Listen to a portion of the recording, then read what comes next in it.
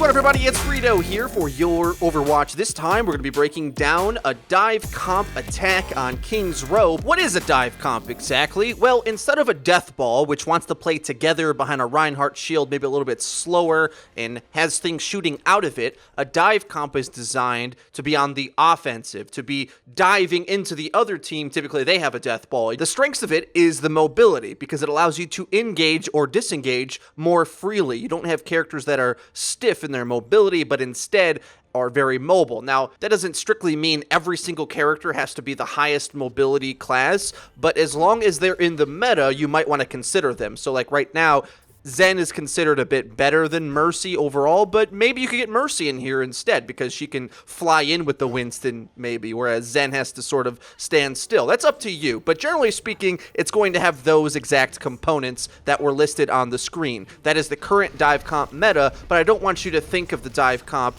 into strict parameters. You can play around with it a bit, but generally speaking, it's based on Winston as the main tank. This first engagement goes horribly, quote unquote, but we respond perfectly. I've never called this out in solo queue and it work properly. I say, don't engage. Everyone hold our positioning on the far right.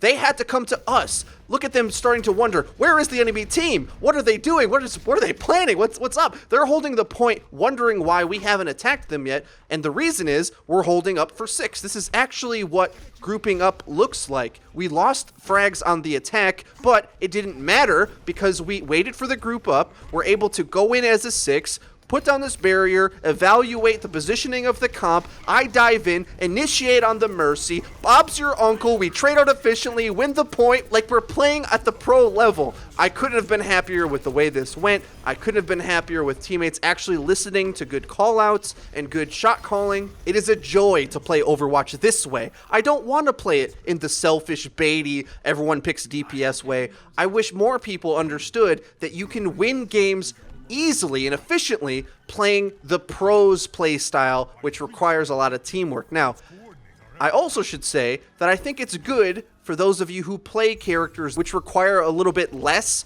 in the raw skill department, which is Lucio or Winston, to take up shot calling a bit. Try to facilitate the team decisions and make some calls, because in reality, you don't have to focus on aiming as hard as other characters, and you oftentimes are setting the tempo on Lucio's speed boost, on the Winston dives. You decide when that is, so you should be trying to coordinate with that with your team. Now, another example, by the way, the beginning of this fight, we were down. Our Genji went in and killed everything with his ult, but Mercy was able to res, but we waited for another initiation. Then we all grouped up, pounced the point, traded out at least 1 for 1, and are going to be able to win this objective based upon pure Overwatch fundamentals. Now, I unfortunately do get the worst possible spawn where we almost added the checkpoint and I get the old spawn, but it ends up panning out because we won that objective. Also, I did want to ask, what do you guys think of this type of video where I specifically go over gameplay situations and how to deal with them and the correct response? I think it's a good learning tool, and I'm looking forward to see what you guys have to say for it. Now, a very interesting engagement happens here as well, where we go down first in the team fight, but we do enough damage to effectively get a refrag and make an opportunity out of them initially winning the battle.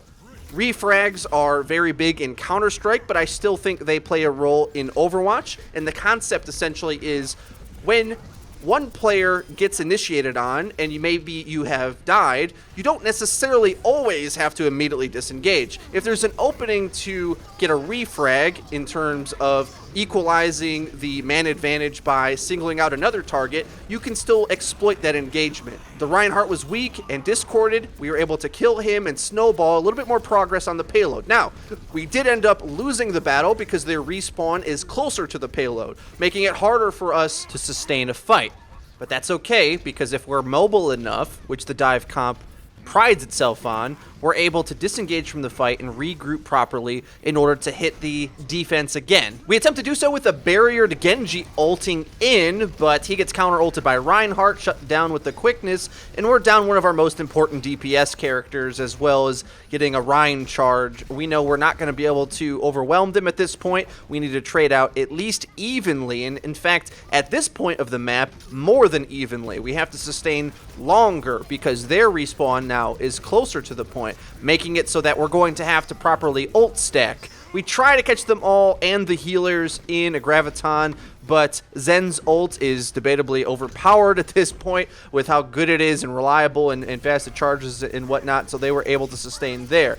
I dive in once again, trying to get the healer. She does get her res out, which is good for them in a way, but also bad because we know that she won't have res for another few minutes. Them popping an ult is a way that you can even time ult advantage, and a lot of Overwatch, at least the final moments of games, comes down to proper ult usage. Now they're in a desperation scenario where they have to trickle in, and it's simply Overwatch mechanics at this point.